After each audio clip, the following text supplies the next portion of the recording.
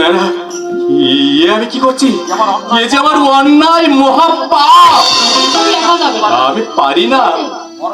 এই জায়গা তাহলে সরিয়ে আসা যাবে না, ওই এক কথা সরে যাবেন না। তাই বলছি।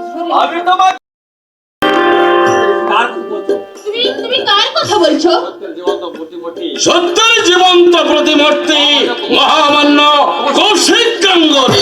না না গো না, দাদাকে তুমি ভুল বুঝো না। দাদার মতো মানুষ সত্যি সত্যি হয় না। তাই নাকি? এই কদিনে তুমি তো অনেক কিছু জেনে গেছো। তুমি এটাও বোধহয় জানো না তোমার স্বামী যাকে সহ্য করতে পারে না, তুমি তাকে দেবতার আসনে বসাতে পারো না। তুমি যে ভুল করছো। দেবতাকে শ্রদ্ধার আসনে বসাতে কেউ কাউকে বাধ্য করতে পারে না। আর দেবতাকে তেমনি ওই শ্রদ্ধার আসন থেকে সরাতেও কেউ কাউকে বাধ্য করতে পারে না।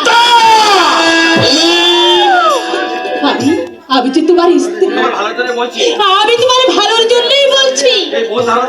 এই ভুল ধারণাটাকে মনের মধ্যে তুমি আশ্রয় দিয়ে তুমি নিজেকে আর ছোট করো না। আমাকে উপদেশ দাও।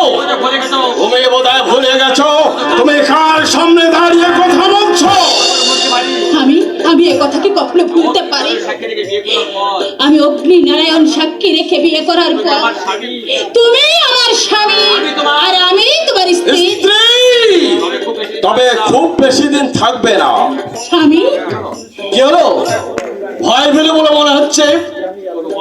কি করবো বলো? আমি যে কারো ঔদ্ধত্যকে মোটেই সহ্য করতে পারি না। মাথায় আমার আগুন জ্বলে ওঠে। মনে হয় না না, তোমার কোনো চিন্তা নেই। তোমার দুঃসাহসের উপযুক্ত পুরস্কার আমি ঠিক সময়ে দেব। আমাকে তুমি না, যাও যাও ভেতরে যাও। তোমার ভাসুর দেবতা তোমার জন্য অধীর আগ্রহে অপেক্ষা। স্বামী তাকে তোমার সন্তুষ্ট করতে হবে না? তুমি কি বলছো? এই সরোজ, আহা বেচারার কথা ভেবে ভেবে মুখখানা একেবারে শুকিয়ে গেছে। তাই তো আমি মাঝে মাঝে ভাবি তুমি আমার স্ত্রী না। চুপ করো, তুমি চুপ করো। নিজেকে দিয়ে এই পৃথিবীর সব মানুষকে তুমি বিচার করো না। শুধু শুধু একটা কথা তুমি জেনে রেখো, এই পৃথিবীতে যে যত বেশি চায় তাকে কিন্তু তত বেশি ঠকতে হয়। তাকে কিন্তু তত বেশি ঠকতে হয়। এই রিক্তা যেদিন থাকবে না, কিন্তু তার কথা যে এতটুকু মিথ্যা নয় সে প্রমাণ তুমি সেদিন পাবে। ভুলের আসল তোমাকে একদিন গুনতেই হবে, গুনতেই হবে। পাখি যখন সুরে গান গায় শুনতে খুব ভালো লাগে, তাই তাকে ভালোবাসতেও ইচ্ছে করে।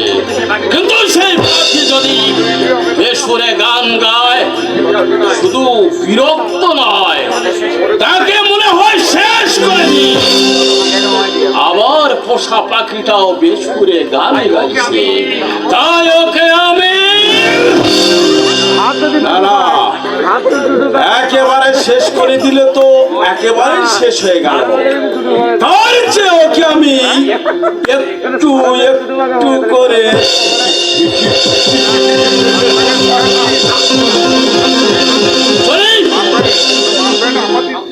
এই সংসার নাটকের অন্য দৃশ্যে আবার দেখা হবে।